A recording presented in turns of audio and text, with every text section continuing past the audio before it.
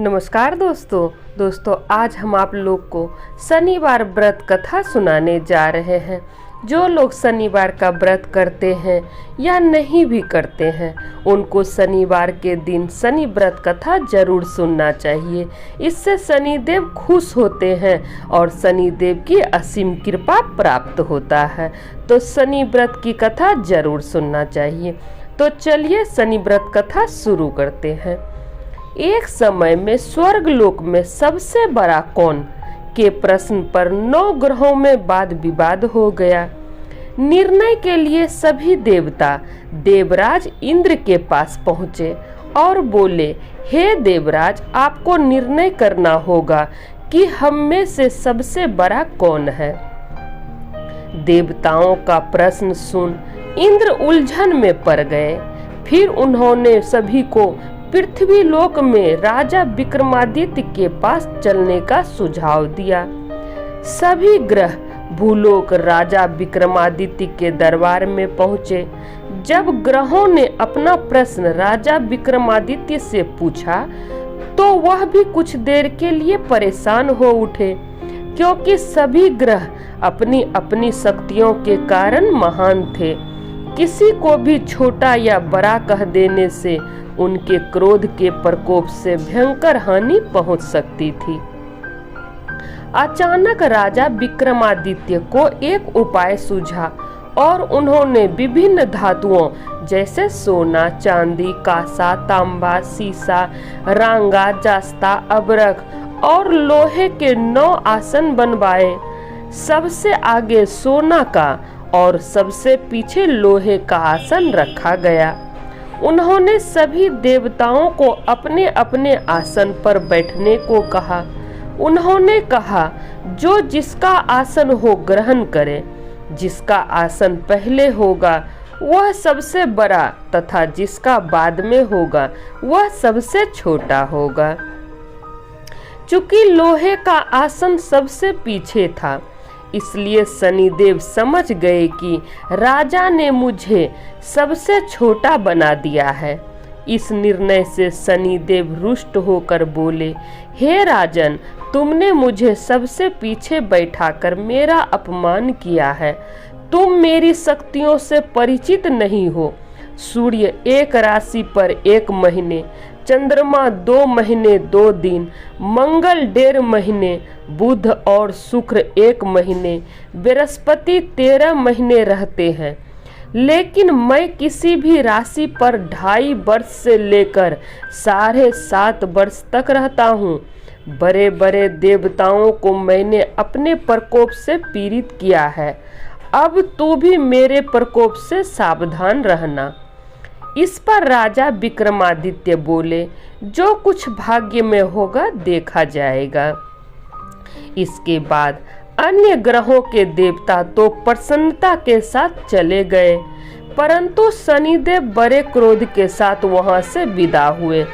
कुछ समय बाद जब राजा विक्रमादित्य पर 7.5 की दशा आई तो शनिदेव ने घोड़े के व्यापारी का रूप धारण किया और बहुत से घोड़ों के साथ विक्रमादित्य की नगर पहुँचे। राजा विक्रमादित्य उन घोड़ों को देखकर एक अच्छे से घोड़े को अपनी सवारी के लिए चुनकर उस पर चढ़े। राजा जैसे ही उस घोड़े पर सवार हुए वह बिजली की गति से दौड़ पड़ा। तेजी से दौड़ता हुआ घोड़ा राजा को दूर एक जंगल में ले गया और फिर वहां राजा को गिराकर गायब हो गया।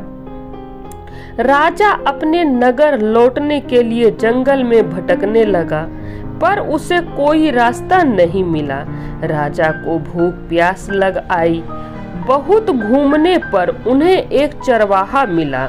राजा ने उससे पानी मांगा। पानी पीकर राजा ने उस चरवाहे को अपनी अंगूठी दे दी और उससे रास्ता पूछकर जंगल से निकलकर पास के नगर में चल दिए। नगर पहुंचकर राजा एक सेठ की दुकान पर बैठ गए। राजा के कुछ देर दुकान पर बैठने से सेठ की बहुत बिक्री हुई। सेठ ने राजा को भाग्यवान समझा और उसे अपने घर भोजन पर ले गया। सेठ के घर में सोना का एक हार खूंटी पर लटका हुआ था। राजा को उस कमरे में छोड़कर सेठ कुछ देर के लिए बाहर चला गया। तभी एक आश्चर्यजनक घटना घटी। राजा के देखते देखते खूंटी सोने के उस हार को निगल गई। सेठ ने जब हार गायब देखा तो उसने चोरी का संदेह राजा पर किया और अपने नौकरों से कहा कि इस परदेसी को रस्सियों से बांधकर नगर के राजा के पास ले चलो। राजा ने विक्रमादित्य से हार के बारे में पूछा तो उन्होंने बताया कि खूंटी ने हार को निगल लिया।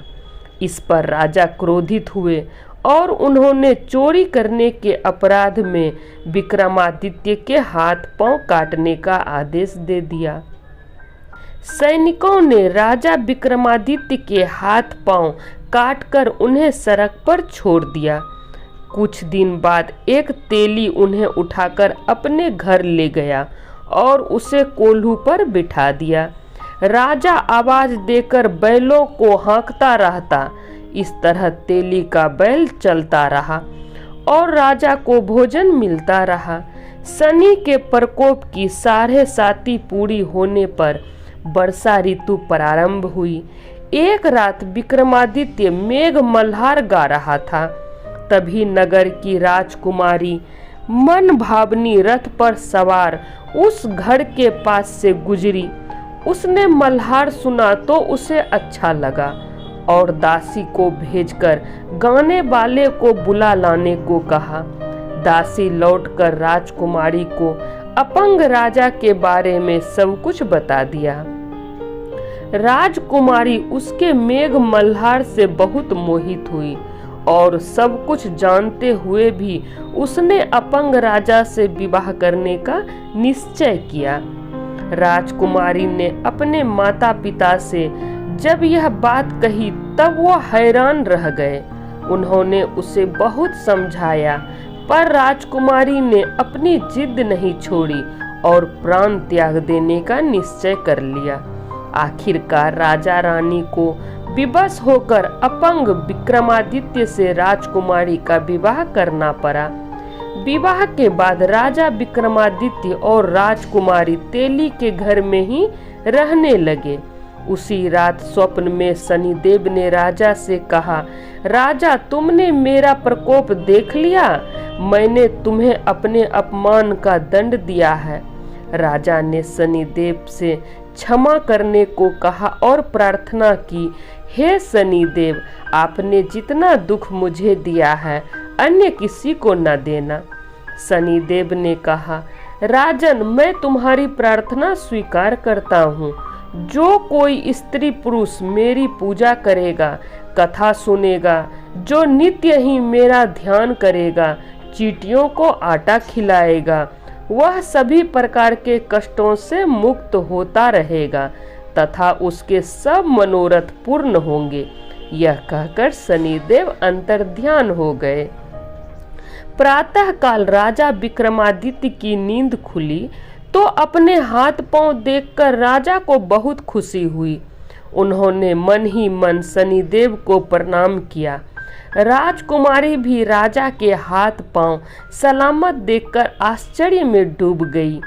तब राजा विक्रमादित्य ने अपना परिचय देते हुए शनिदेव के प्रकोप की सारी कहानी सुनाई। इधर सेठ को जब इस बात का पता चला तो दौड़ता हुआ आया और राजा विक्रमादित्य के चरणों में गिरकर क्षमा मांगने लगा। राजा विक्रमादित्य ने उसे क्षमा कर दिया क्योंकि वह जानते थे कि यह सब तो शनिदेव के प्रकोप के कारण हुआ था। सेठ राजा विक्रमादित्य को पुनः अपने घर ले गया और उसे भोजन कराया। भोजन करते समय वहां एक आश्चर्यजनक घटना घटी। सबके देखते देखते उस खूंटी ने हार उगल दिया। सेठ ने अपनी बेटी का विवाह भी राजा के साथ कर दिया और बहुत से स्वर्ण आभूषण धन आदि देकर राजा को विदा किया। राजा विक्रमादित्य राजकुमारी मन भावनी और सेठ की बेटी के साथ अपने नगर वापस पहुँचे तो नगरवासियों ने हर्ष के साथ उनका स्वागत किया। अगले दिन राजा विक्रमादित्य ने पूरे राज्य में घोषणा कराई कि शनिदेव सब ग्रहों में सर्वश्रेष्ठ हैं। प्रत्येक स्त्री पुरुष शनिवार को उनका व्रत करें और व्रत कथा अवश्य सुने। राजा विक्रमादित्य की घोषणा से शनिदेव बहुत प्रसन्न हुए। शनिवार का व्रत करने और व्रत कथा सुनने से शनिदेव की अनुकंपा बनी रहती है और जातक के सभी दुख दूर होते हैं। तो सब बोलिए जय शनिदेव, शनिदेव की जय।